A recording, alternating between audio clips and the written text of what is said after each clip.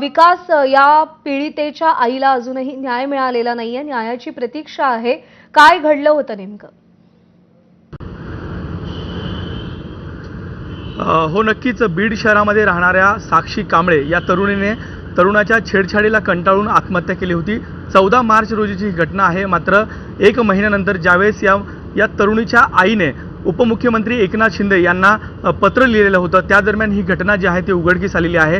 ही जी तरुणी आहे ती बीड शहरातील KSK महाविद्यालयामध्ये शिक्षण घेत होती आणि याच महाविद्यालयामध्ये असणाऱ्या एका तरुणाच्या छेडछाडीला कंटाळून ती या ठिकाणी राहत होती। तिने घरच्या कुटुंबियांना देखील याबाबतची माहिती दिलेली होती। दरम्यान जर पाहिलं तर या मुलीचं जे लग्न आहे ते देखील ठरलेलं होतं।